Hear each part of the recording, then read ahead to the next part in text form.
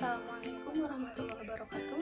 Perkenalkan, saya Fiona Eka Aprilia dengan NIM 11940100056 dari kelas 4B jurusan Bimbingan dan Konseling Islam. Di sini saya akan menyampaikan hasil jawaban UTS metodologi dakwah saya yang bernomor genap. Untuk nomor 2, struktur ilmu dakwah dilihat dari ragam metodenya. Itu terdapat ilmu dasar teoretik dan ilmu teknik atau terapan.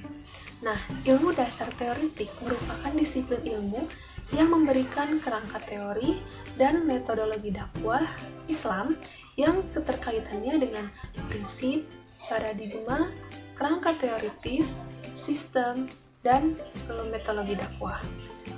Contoh dari bahasannya dalam perguruan tinggi meliputi dasar ilmu dakwah, filsafat dakwah, sejarah dakwah, etika dakwah, psikologi dakwah, metodologi dakwah, dan lainnya.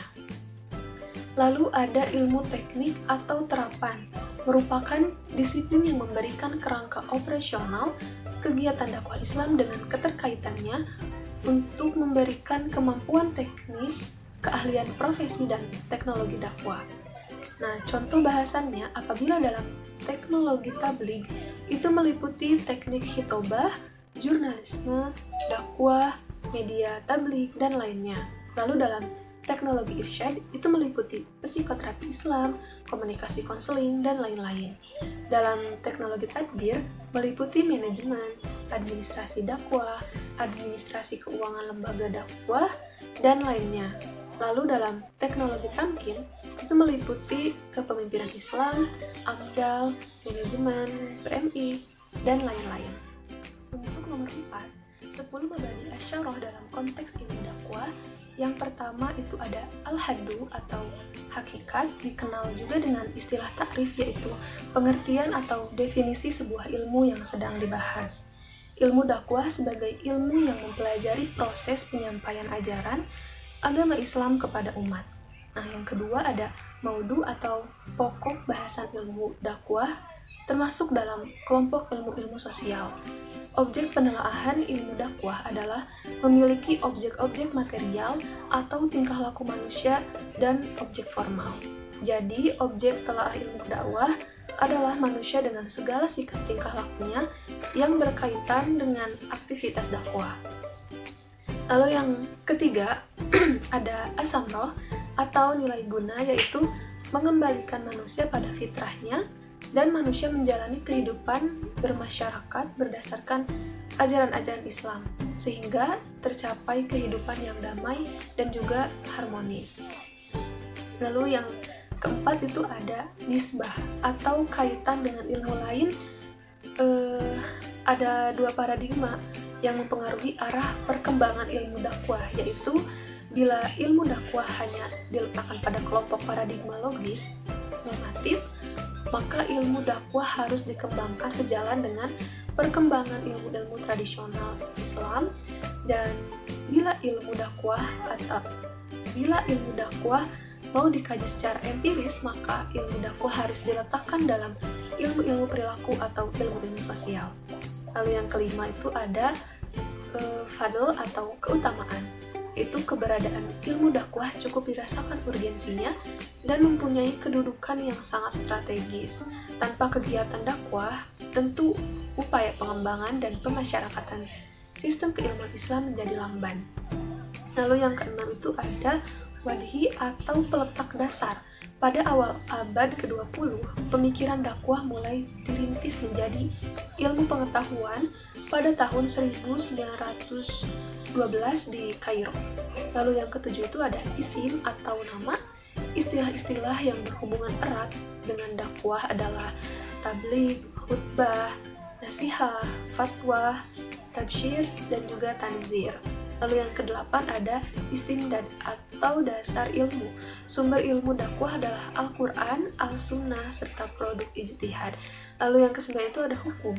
Ada dua macam hukum dakwah, yaitu hukum secara umum, di mana mempelajari ilmu dakwah, kewajiban yang hukumnya fardu kifayah, dan hukum secara khusus, yaitu ketetapan hukum yang dijatuhkan kepada seseorang yang keluar dari hukum fardu kifayah disebabkan oleh tingkatan kemampuan dan ketidakmampuan seseorang. Lalu yang terakhir, ada masail atau permasalahan.